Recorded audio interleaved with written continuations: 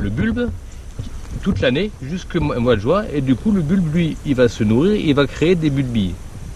D'accord. Une fois le fin juin, ça va s'arrêter, ils vont tomber en sommeil pour redémarrer la première baisse de température de septembre et les premières pluies qui vont remettre en végétation le bulbe qui à son tour vont produire des fleurs. Alors le bulbe mère et les bulbilles vont produire des fleurs à leur tour.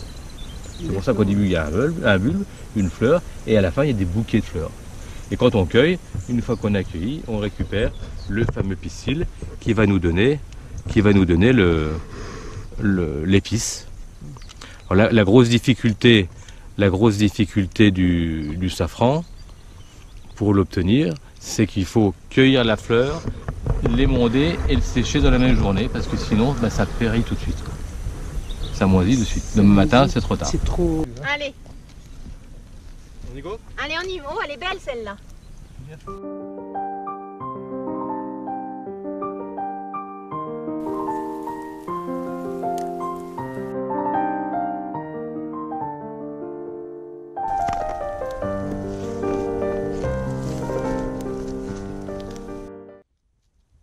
Parce que le lendemain, ce sont d'autres bulbes qui poussent ou c'est le même qui refleurit? Avril, mai, juin, le bulbe fleurit, le bulbe se multiplie.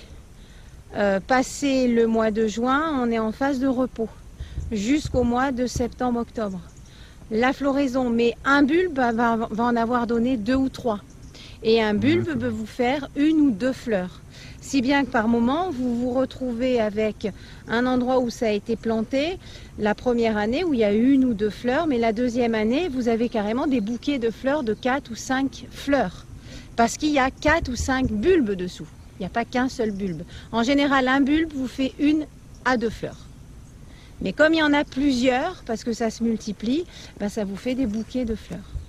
Voilà. Dans cette phase de repos, qu'on doit arracher au bout de 3-4 années la plantation pour la replanter dans un terrain qui est beaucoup plus riche, parce que durant les 4 années, le terrain s'est appauvri parce que le bulbe a tout puisé en fait, tout simplement.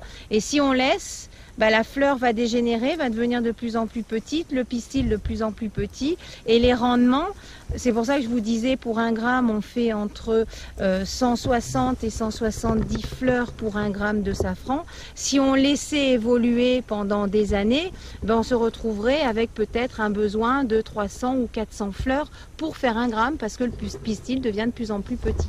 C'est pour ça que nous, chaque année, on compte le nombre de fleurs. Comme ça, on est capable de vous dire, cette année, dans 1 gramme, vous aurez tant de pistils. Il y a 500 fleurs là-dedans. 500 fleurs dans ce panier. Ouais.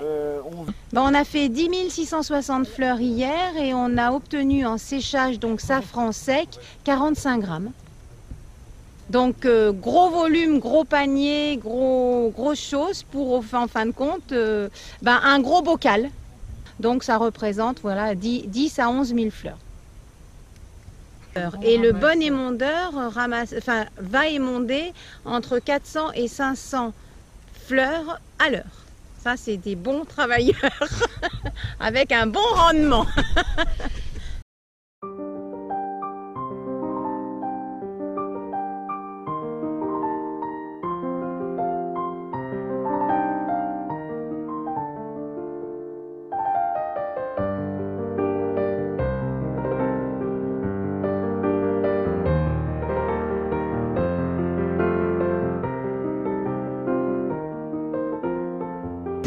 Cet appareil, ça s'appelle un séchoir? Ça ne s'appelle pas un séchoir, ça s'appelle un dessiccateur. Regardez comme c'est touché, voilà. C'est ça. Ça surprend bien. En maturité, c'est-à-dire il faut rester encore 2 à 3 mois avant de pouvoir commercialiser.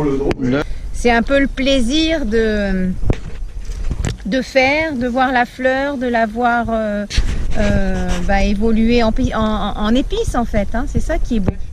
Puis la fleur par elle-même est magnifique, je veux dire, quand là elle est de début d'après-midi, mais quand elle est bien ouverte, mais c'est vrai que le matin on la sent plus fraîche. Et c'est beau, c'est vrai que c'est beau.